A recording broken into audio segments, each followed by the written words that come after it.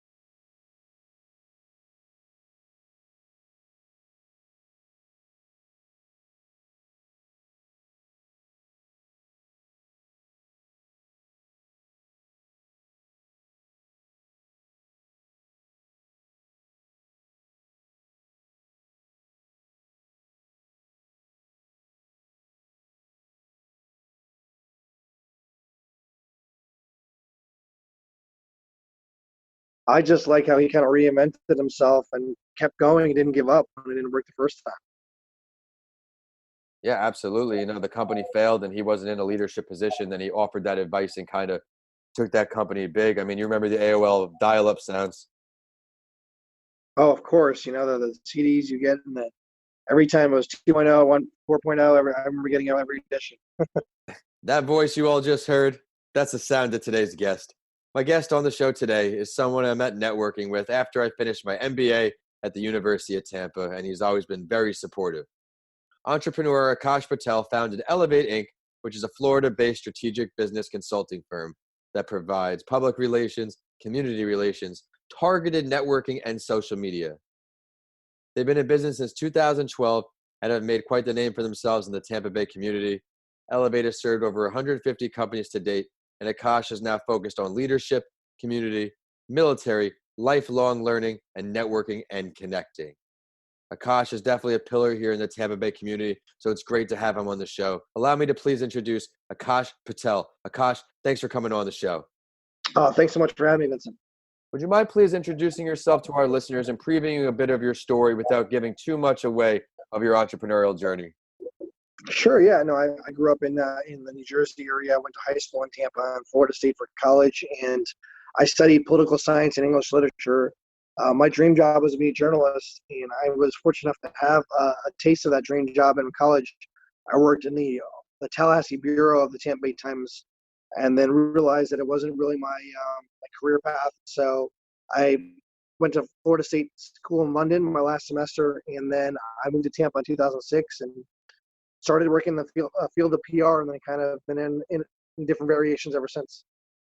Yeah, well, you're doing great work, especially here in the Tampa community. So I'm excited to get into the big five. On each episode, my guest and I will go over these 5 questions to help you, the listeners, learn what it's really like to be an entrepreneur. You ready to go? I'm ready, sir. Let's do it. So can you describe the moment when you first realized that you either weren't happy with what you're doing, you may have just touched on it, or that you just needed a change to truly start this entrepreneurial journey? Yeah, it was 2011, and I first worked for my family business, which is the hotel business. I was doing marketing, and that was fun. And then in 2010, I went to go work for a friend of mine, and I did a lot of cool things, and it was a cool startup. And we sold the company in 2011. When we sold it is the moment I realized that connecting people is an actual business. And that's really what I was doing for both my family business and for my friend's startup. And so I just decided to Google how to write a business plan and got a business plan together. I love it. So Elevate started 2012? Yeah, I launched publicly February 1, 2012. Yeah, you want to give a little more background on that company for all of our listeners who aren't in the Tampa Bay area? So at Elevating, what we do is three things. We make introductions to people through events. We introduce people through obviously emails and over the phone. We also write content on social media. We have about 100,000 local followers. And then the last thing, of course, is the traditional press, which is writing press releases, blogs, and content. I love that. Were all of those things a part of the company when you first started, or that's kind of evolved under the umbrella? It's a great question. Thank you for asking. So when I first started, I knew connecting people was a big thing. So whether the introductions are phone or email, I knew I could do that. The second thing was really content. We knew we could write content because we had a big following. But what I didn't realize is after the first month, I had 3 customers. The second month, I had 2 customers. And the third month, I only had 1 customer. So the third month, I wasn't really sure if this business was viable, even though I kind of workshopped it with a lot of people and talked it through, and I realized something was missing. And what I found, Vincent, was that in every business, you got to tweak it a little bit and retool and reinvent itself, just like Steve Case did in your story. And so my reinvention was I realized in August of 2012 that the Republican Convention was coming to Tampa, and there was all these events surrounding it. And a lot of local businesses didn't know where to go or what to do. And so I said, all right, look, if you're my client now, I'm going to do a 6-month contract. So if you're May of 2012, you're going to be on through at least through the convention is here. So I'm going to get you tickets to these parties and events, and I'll walk you around the room so you know everybody. And clients love that. And in May of 2012, we had 8 customers, and today we have 25. Amazing. True testament to kind of reinventing everything, like you said, keep it going, making new moves in the industry. But what would you say 1 or 2 of the most difficult parts of being an entrepreneur are, Akash? Well, I think any business that has getting off the ground is tough because you don't have a lot of case studies to go off of, and every entrepreneur struggles in that aspect.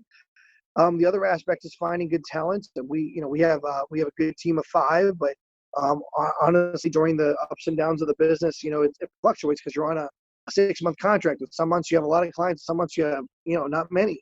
So keeping a stable workforce has been a challenge throughout any business, I think. But for us, it's been really fortunate that people that we hire are engaged and part of the process, and that's what we're selling, so to speak, to customers. Yeah, it's tough to find people to, follow your passion and follow your mission of what you're trying to build. It's great. Was most of the talent that you've been able to bring on over the years, how did you come across that talent? Yeah, so a lot of word of mouth, a lot of University of Tampa career services, because my involvement there, but basically friends of friends. I'll say I'm hiring, and the word gets out, or people reach out to us on social media, and we let them interview, and it just worked out so far. Once we did use a recruiting firm because, again, every time we've hired, it's been a different, economic workforce issue. So, it just depends on the times. We evolve with the times. Yeah, and that's how you're still staying in business, coming up on that 10-year mark in a few years. It's very, very amazing. So I commend you for that. Congrats. What would Thank you you. say, what is your greatest failure, Akash, over time, or lessons learned? What is that moment, and what did it teach you? Why is it still stuck with you to today? Oh, I think early on, clients that we do 6-month contracts, and we obviously expect payment on the first of the month. And, sometimes, people don't pay on the first of the month. I kind of give them benefit of the doubt they'll pay eventually. And a couple of different times, unfortunately, we've been burned where we've done the introductions and they don't pay, and you can't do anything. I mean, you can do something about it legally, but, it's just too small. It's not worth the hassle for a lawyer or a law firm. So it's unfortunate. So we since put in late fees in our contracts, and we've also, we don't do the work if they don't pay. So we kind of do those kind of things in the beginning just to set the tone of the relationship.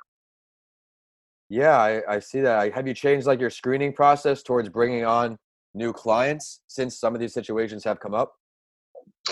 A little bit. We just set expectations in our first meeting when they signed the contract. We're like, okay, it's going to be $18,000 or for 6 months, or $3,000 a month. Is that something that's going to be a problem?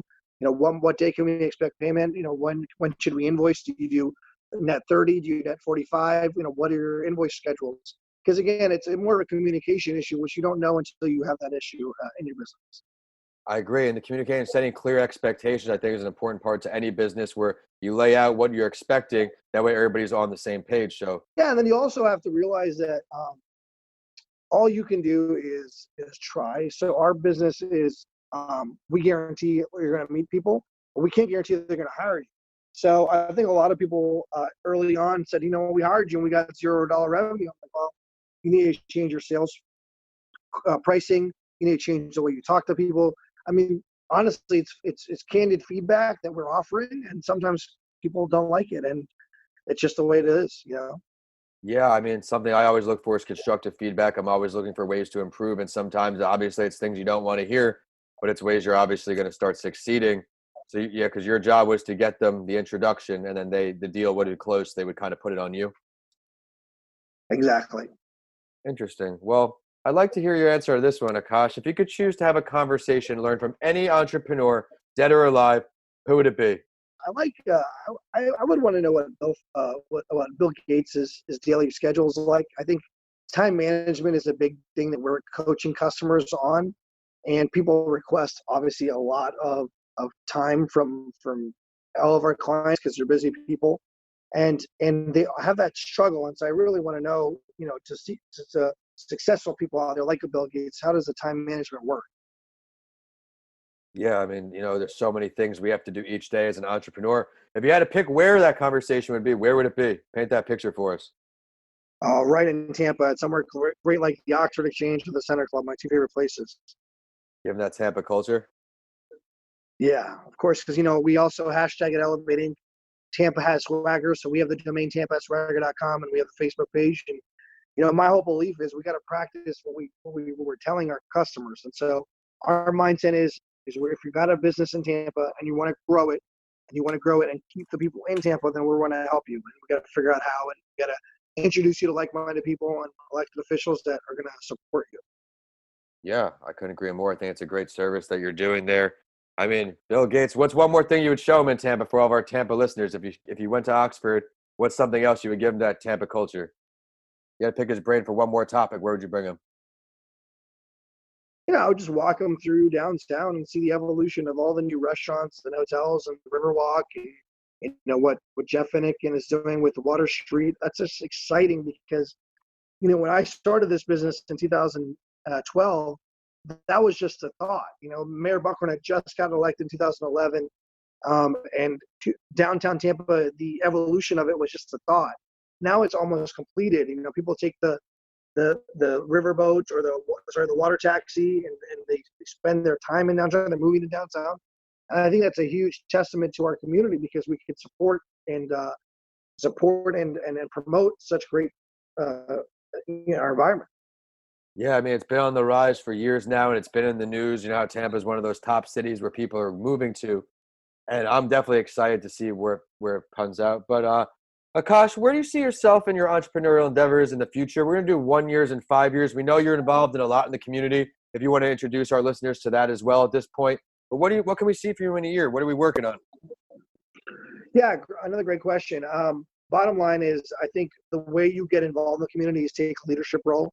And so I've been fortunate to previously chair the board of counselors at the University of Tampa, and I'm currently a board of fellow. I was a trustee at the university as well. I just finished my term as chair of the Center Club board of directors, and I also I'm currently the chair of the Early Learning Coalition of Hillsborough County. And so in about a year or so, I believe that I'll take on another leadership role. I don't know what it is yet, but I'm on several different boards, and I've been asked to be in a lot of different nonprofits. I purposely have said no because of time commitment with the chair of the not only the Early Learning Coalition, but the chair of the Center Club. But that term at the Center Club just finished, and my term with the governor for the Early Learning Coalition is, by the way, for those of you who don't know, the Early Learning Coalition is basically the overseer for the VPK system in Hillsborough County, which is volunteer pre-kindergarten, so 0 through 4. So we're the administrator for if you're a single mother and want to put your child through what we call volunteer pre-kindergarten, where we administer the reimbursements of that, and we're the overseers of the providers, or what people call daycare. And so we also deal with school readiness and Head Start and after-school programs. But I was appointed first in 2014 by Governor Scott, and then reappointed in 2018. And so my term through that expires April 2021. So I have another year and a half on that. And so I don't know exactly what leadership role, but I think I'll be in the community in some aspect. And then the other part about the business, I have 25 different industries we represent. I would love to be at 30, 35 by this time next year. I have 5 employees. I'd love to be at 7 to 8. And again, really, we're adapting with the time. So whatever the situation is, we're still helping our customers, and that's what we really have to focus on. Absolutely. Well, you have a lot of things, a lot of great things going on, I'll say, and I'm excited to see them firsthand down here in Tampa as they unravel. But is there something maybe we're going to look towards a little more in 5 years? Maybe we're going to stray towards one route a little more, whether it be education or elevate. Paint that picture for us. Yeah, like I said, I think Tampa is where we started and where our bread and butter is. But, I've been approached by cities in Orlando and Jacksonville, friends that live in those cities, and say, why don't we start an Elevate chapter or Elevate kind of partnership in those cities? And I honestly have said, you know what, let me do well in one community first and then think about other cities as far as a model of either franchise or partnerships. And so I think 5 years down the line, we can look at that, because I currently have a client that has an office in Fort Myers and Jacksonville and Orlando, and I have a client that is in 144 countries, right? But again, we're only working on the Florida and the Tampa divisions. So maybe how we can partner that and expand that is down the line we look at. Thank you so much, Aakash. I know our listeners are going to see all the value in your episode today. I loved how you showed persistence with your story, where after the first month, the second month, the third month of clients, and you still found a way to make your dreams come true. I also liked how you talked about your big vision, how you were constantly looking for ways to grow your brand. And of course, I liked the Bill Gates tie with the location as I'm down here in Tampa. But it's time for the last word, Aakash. I do this in my podcast because I want our listeners to really get to know my guests. Is there something you would like to share with everybody listening on that we did not get to touch on yet today? Yeah, our motto from day one has been learn, connect, and grow. So first you have to learn about what you need. Then you have to connect with others to help make that happen. And then by doing that, you'll grow your brand. And that's been our motto from the same business card I had 8 years ago, same business I have today. And, our other motto is be bold, be brave, and be you. As we talk to people, a lot of them are shy. A lot of them are introverts, and they're never upfront about what they need in business. And so we kind of say, if you're not going to be bold or brave, then you're not yourself. And so that's our two mottos we kind of go with. And I'm really fortunate that Tampa's grown with us, and we're growing with Tampa. And regardless of whatever happens with the COVID-19, I think we're going to continue to prevail, and we're ready to reach out to you listeners out there when you want to talk to us. Absolutely. Well, thank you so much for that. Would you mind please sharing your professional social media, your website, or ways for our listeners to request your services or follow your endeavors? Yeah, our website is helpingourcity.com, and my Twitter handle is @Patel times TIMES, PATEL-TIMES. Thank you for sharing that. And everybody be sure to check out that social media website, and be sure to check out the show on Instagram and Facebook at Your Favorite Morning Podcast, and on Twitter at PodcastsByLanci. I'm at Vincent A. Lanci on all social media and YouTube, and my website is vincentalanci.com. Be sure to check out my book, Left for Dead, A Story of Redemption, on Amazon now, but DM me or email me. I want to hear what you think. If you enjoyed today's episode, please continue listening and rate What It's Really Like to Be an Entrepreneur 5 stars. I work hard to find value delivering stories for you on each episode.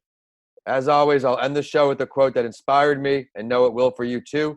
And this one's from Steve Case, the founder of AOL, in today's article. His quote is, "There are no road signs to help navigate. And in fact, no one has yet determined which side of the road we're supposed to be on." Thanks for listening, and I'll see you all in the next episode of What It's Really Like to Be an Entrepreneur.